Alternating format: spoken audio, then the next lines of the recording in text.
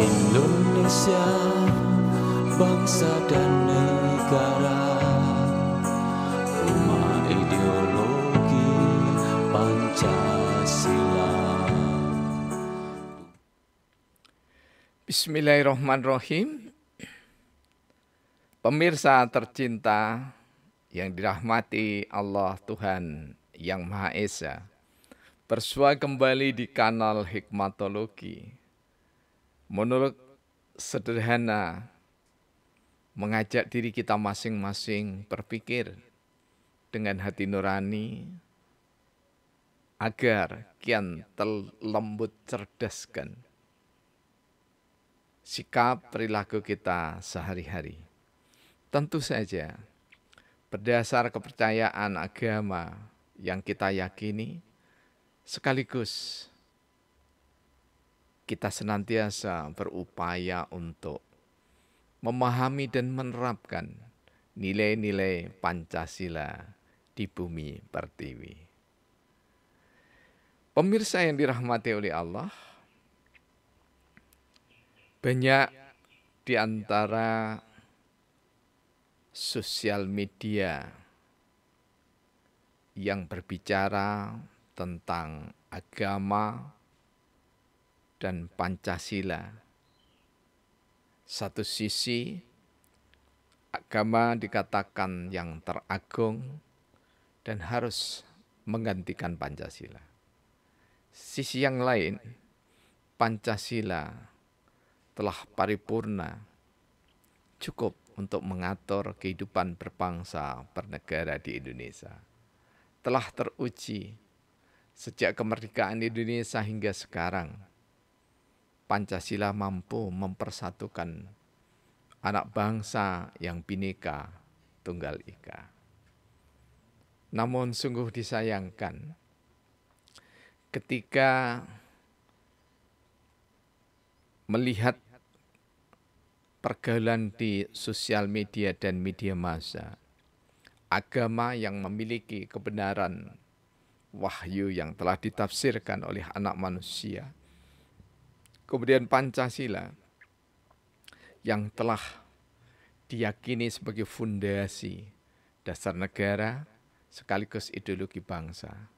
Keduanya seling ditabrakkan oleh orang-orang yang tampaknya masih belum memahami dengan multidisiplin ilmu perjalanan anak bangsa Indonesia.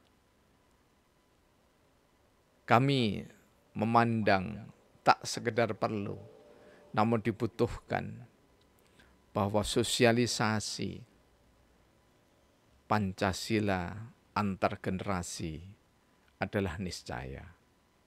Sementara pemahaman agama yang tetap mengindahkan etika luhur berdasarkan Pancasila adalah niscaya terus-menerus ditumbuh kembangkan dan diimplementasikan. Seperti Islam yang menyuguhkan dakwah. Dakwah itu adalah mengajak. Karena mengajak maka tidak perlu menista orang lain yang tidak sepemikiran dalam kelompoknya. Pemirsa yang dirahmati oleh Allah, dari perjalanan menilik grup WhatsApp, kemudian melihat juga Facebook, mencermati juga Instagram, dan yang lainnya, maka sampailah kami mendapatkan data yang kami kemas dalam Syabdana yang ke-16.379 dengan tema agama musuh Pancasila. Jadi ada tanda tanya. Agama musuh Pancasila. Bagian pertama. Apakah manusia berideologi Pancasila musuh kepercayaan agama? Bukankah Pancasila dilahirkan tokoh-tokoh kepercayaan dan beragama. Mengapa manusia Pancasila memusuhi yang berkepercayaan, beragama, berkedok, beragama, memusuhi dasar negara, ideologi bangsa, berdalih Pancasila memusuhi saudara seagama dan sebangsa. Berdalih kepercayaan beragama memusuhi saudaranya yang berbeda.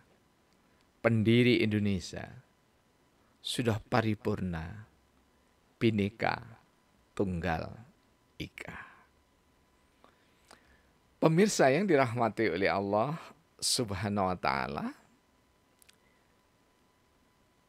tak sekedar dengan lisan kita bersyukur, namun bagi orang-orang mukminin dan mukminat, syukurnya selain mengucapkan hamdalah, mengangkat takbiratul ikram dalam kondisi pakaian suci, dalam keadaan wudhu, bersujud, syukur kepada Allah Subhanahu wa taala. Dan kita juga belum cukup, kita lengkapi hamdalah sujud syukur dengan berbagi di antara sesama anak bangsa. Wujud syukur kita sesekali setidaknya dalam bulan Juni, kita sisihkan rezeki sebagai rasa syukur. Kita memiliki ideologi bangsa Pancasila. Kita bersyukur memiliki dasar negara Pancasila. Jika data kami buat pertanyaan, apakah manusia berideologi Pancasila musuh kepercayaan agama? Secara real, generasi kekinian yang mengatakan dirinya berideologi Pancasila tidak jarang memusuhi kepercayaan, sekaligus memusuhi agama. Yang menganut kepercayaan Nusantara asli, kita pakai istilah mereka, memusuhi agama-agama. Katanya agama itu Islam, Nasrani, Hindu, Konghucu. Itu adalah agama-agama import. Bahkan ada yang lebih keras mengatakan agama-agama penjajah. Ini informasi real yang kami terima dari sejumlah informan. Sementara orang-orang yang merasa dirinya telah mampu menafsirkan secara benar kitab suci dan agama yang diyakini, mengatakan bahwa Pancasila itu harus diganti karena Pancasila itu taghut, bentuk sesembahan di luar Allah, di luar Tuhan yang Maha Esa. Permasalahan ini terus menggelinding. Bahkan ada mahasiswa yang bertanya, Bapak sebagai seorang pengajar agama Islam, memilih khilafah atau Pancasila? Tanpa ragu kami mengatakan bahwa saya memilih Pancasila. Mengapa? Karena khilafah itu hanya 30 tahun. Jika kita dasarkan pada sabda Rasulullah Muhammad SAW dalam hadis yang diriwayatkan oleh Imam Abu Dawud dan Imam Tirmidzi. Saya lebih percaya kepada sabda Rasulullah Muhammad SAW ini. Karena juga ini sekaligus sabda beliau ini merujuk pada firman Allah yang terdapat di dalam surah Al-Imran ayat 26. Bahwa setelah kekhalifahan nubuah, yaitu Rasulullah SAW sampai dengan Khulafaur Rasyidin, tepatnya pemerintahan Khulafaur Rasyidin, maka setelah itu Allah menitipkan amanah kekuasaan itu pada siapa saja yang dikehendaki dan akan mencabutnya kepada siapa saja yang dikehendaki. Dan yang sudah diberi amanah tidak ada seorang pun manusia, sekelompok manusia yang bisa membatalkannya kecuali Allah sendiri. Dan ketika Allah cabut juga tidak ada orang yang mampu mencegahnya. Jadi khilafah sudah selesai. Pancasila harus tegak. Bukankah Pancasila dilahirkan tokoh-tokoh kepercayaan dan agama? Mengapa manusia Pancasila memusuhi yang berkepercayaan dan yang beragama? Jadi jangan sampai kita berdalih dengan rasa nasionalis. Yang keliru itu rasa nasionalisme. Ketika nasionalisme maka mengganti ketuhanan yang Maha Esa yang didasarkan kepada kepercayaan dan agama. Tetapi kalau kita memiliki jiwa nasionalis, mencintai Indonesia, mencintai tanah air Indonesia, mencintai bahasa Indonesia dengan menjunjung tinggi bahasa Indonesia, tetapi bahasa Indonesia itu kita sanggah dengan bahasa-bahasa daerah, maka kita tidak pernah akan merasakan nasionalisme, tetapi kita merasa nasionalis. Karena tidak menjadikan kelompok yang bernama Indonesia atau bangsa yang bernama Indonesia itu menjadikan Pancasila itu sebagai isme. Jadi beda antara ideologi dengan isme. Kalau ideologi itu adalah cita-cita anak bangsa yang tidak berkesudahan. Jadi hari ini sempurna, disempurnakan terus, disempurnakan terus, disempurnakan terus. Oleh sebab itu, tidak pantas ketika orang-orang berkedok agama, kemudian memusuhi dasar negara dan ideologi bangsa. Jadi atas nama agama kemudian menciderai sosialisasi dan penerapan atau implementasi dari nilai Pancasila, itu bukan sikap kesatria bangsa Indonesia. Berdalih Pancasila kemudian memusuhi saudara yang seagama dan sebangsa, karena masih banyak. Jadi antara kelompok agama tertentu dengan agama tertentu merasa bukan saudara. Kita menjadi lupa bahwa kita itu setidaknya diikat oleh peri kemanusiaan yang adil dan beradab tentu saja. Jadi peri kemanusiaan juga dibaca sampai dengan sila ke-5. Peri kemanusiaan yang berketuhanan, yang berperadaban, yang berhikmah, dan yang berkeadilan.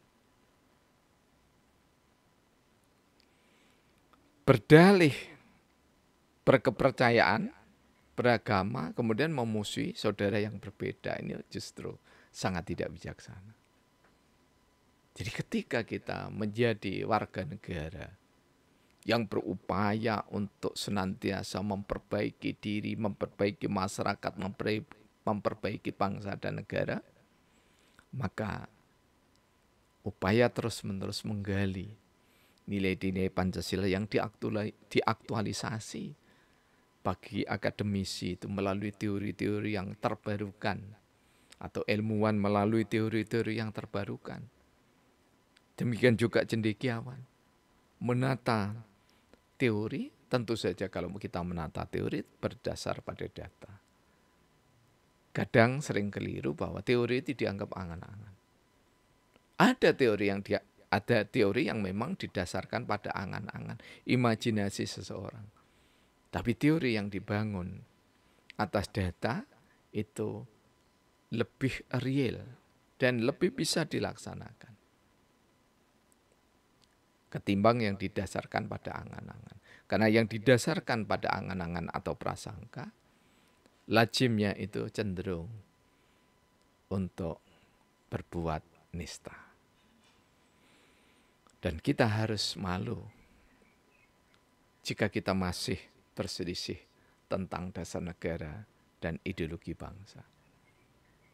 Apalagi sampai mempermasalahkan dan ingin menggantikannya, harus malu.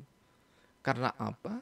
Generasi Soekarno, Hatta, Ki Bagus Kusumo, Kiai Haji Hasyim Asy'ari,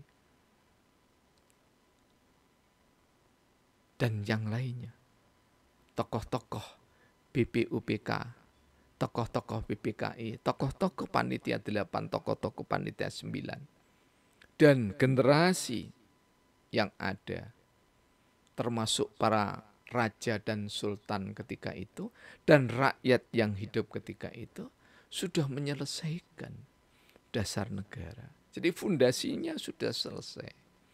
Kalau kita membangun rumah, fondasinya sudah selesai, tinggal kita mempercantik temboknya, mempercantik atapnya, mempercantik pernik-perniknya, bukan merubah fondasinya.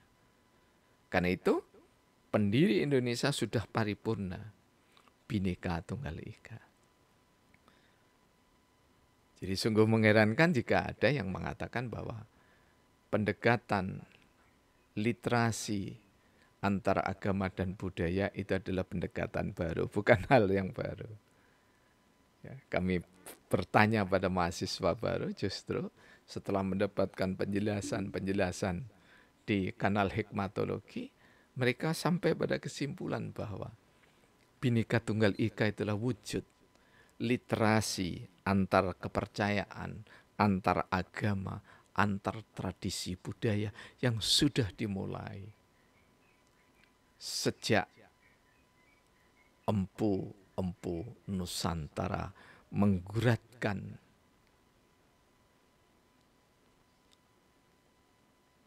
karya-karya yang monumental.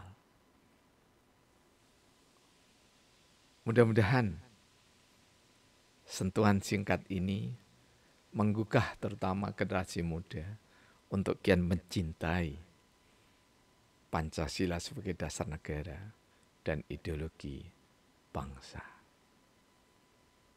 Terima kasih. Alhamdulillahirabbil alamin.